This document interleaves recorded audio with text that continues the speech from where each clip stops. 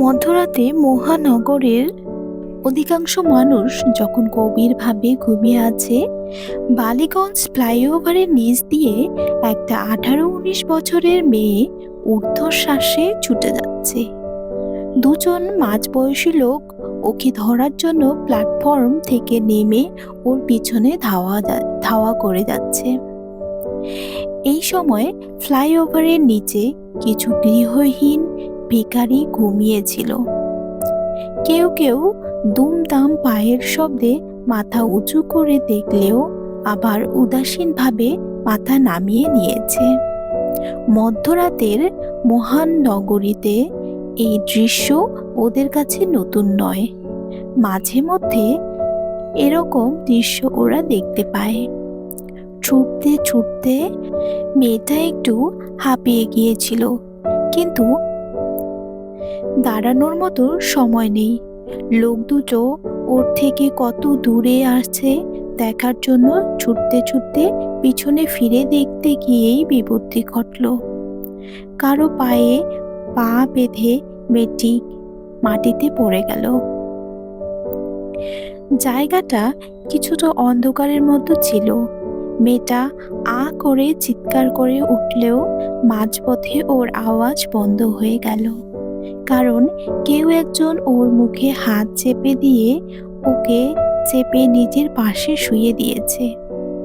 তারপর নিজের গায়ের চাদর দিয়ে ওকে সম্পূর্ণ ঢেকে দিয়ে চাপা সরে বলল, চুপ। ঠিক এই সময়েই লোডশেডিং হয়ে গিয়ে চারপাশ গাঢ় অন্ধকারে ঢেকে গেল।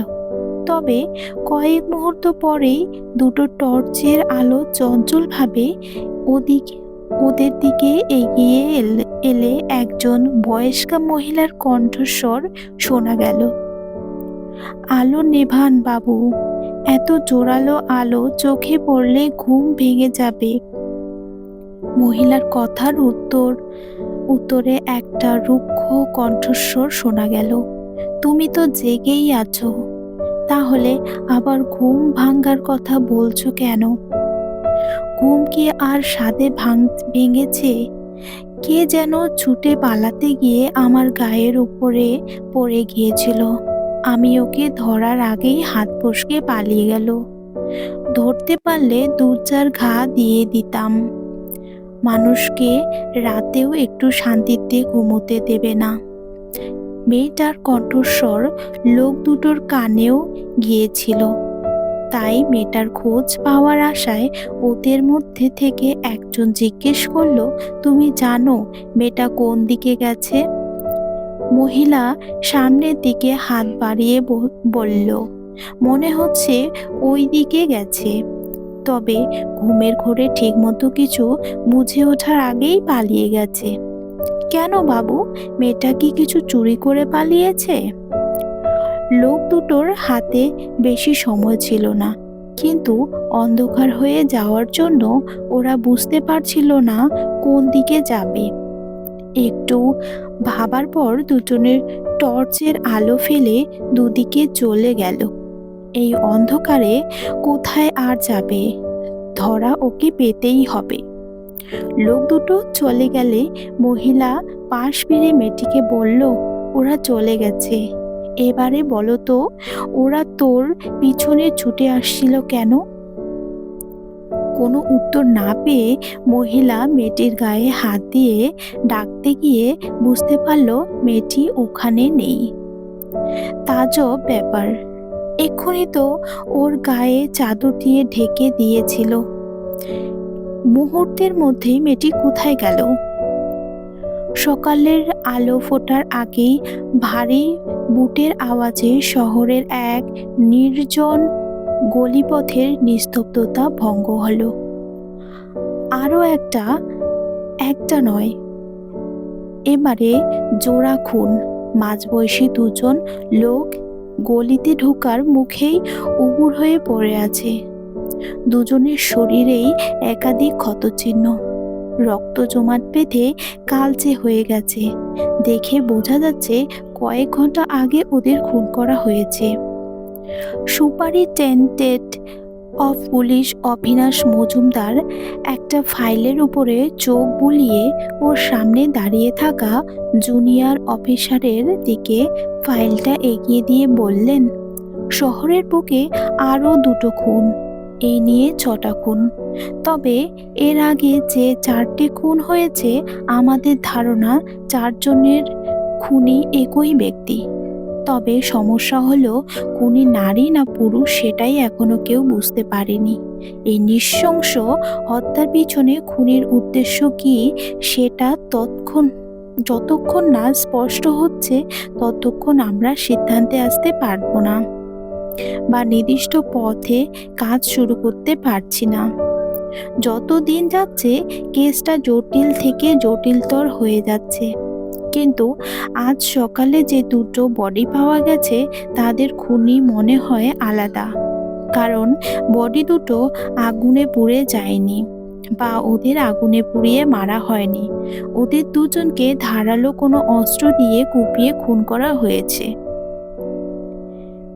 সাগর দত্ত 2 দিন আগে এএসপি হিসাবে নিজের দায়িত্ব গ্রহণ করেছে। সাগর দত্ত বয়স 27।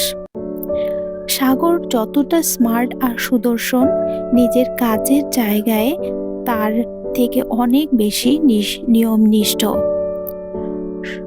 সদ্য আইপিএস ট্রেনিং শেষ করে ফার্স্ট পোস্টিংয়ে কলকাতায় এসেছে।